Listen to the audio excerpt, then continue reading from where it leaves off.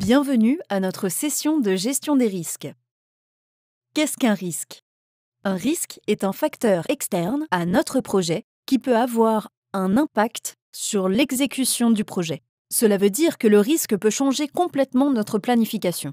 Pour cela, il est important avant tout d'identifier le risque et de voir quelles sont les choses qui peuvent avoir un impact sur notre projet ou sur les résultats attendus du projet. Pour définir un risque, on doit utiliser les mêmes critères de qualité qu'on utilise lors de la définition de l'objectif. Cela veut dire que le risque doit être SMART. Il doit être spécifique, mesurable, il doit avoir un propriétaire, il doit être réaliste et on doit pouvoir le tracer. Il faut que ce risque soit visible dans sa réponse, dans sa stratégie et dans son responsable. On va voir ces points par la suite. Une fois le risque identifié, une fois qu'on l'a défini de façon spécifique et mesurable, l'étape suivante est d'analyser ce risque. Pour effectuer une analyse qualitative de notre risque, la première chose à faire est de penser aux conséquences que ce risque pourra avoir sur notre projet, au cas où ce risque arriverait à se matérialiser. Si cela arrive, voilà la conséquence que cela aurait sur notre projet. Une fois que nous savons quelle est la conséquence d'un risque bien défini, nous allons mesurer son importance pour nous.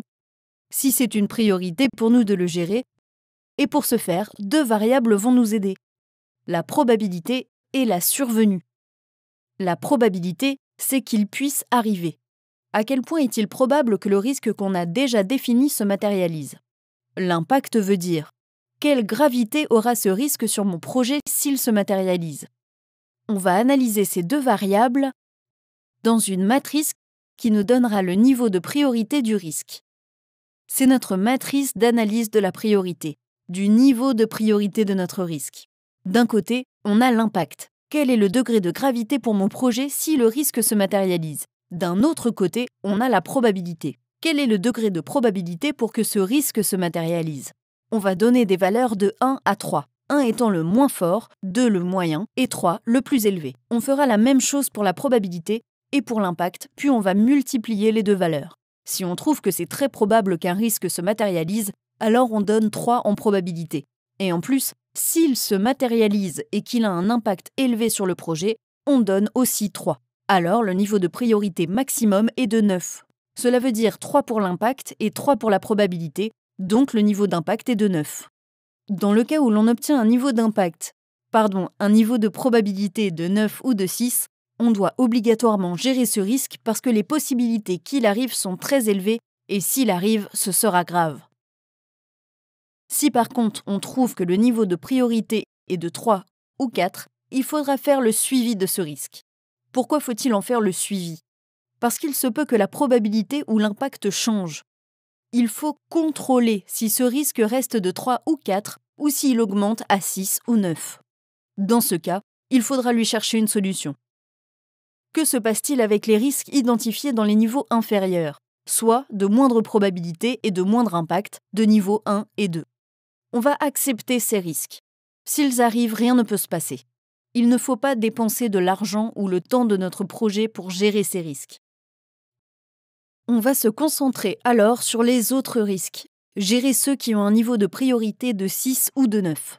Comment gérer un risque? Jusqu'ici, on a avancé sur l'analyse du risque. Maintenant, il faut le gérer.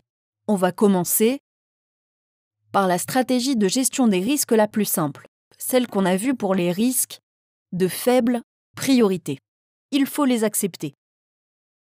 Lorsque le fait de gérer un risque implique un coût plus élevé que le risque lui-même matérialisé, alors cela ne vaut pas la peine. Ce n'est pas un coût efficace. On va l'accepter tout simplement. C'est la 4e des stratégies de gestion des risques.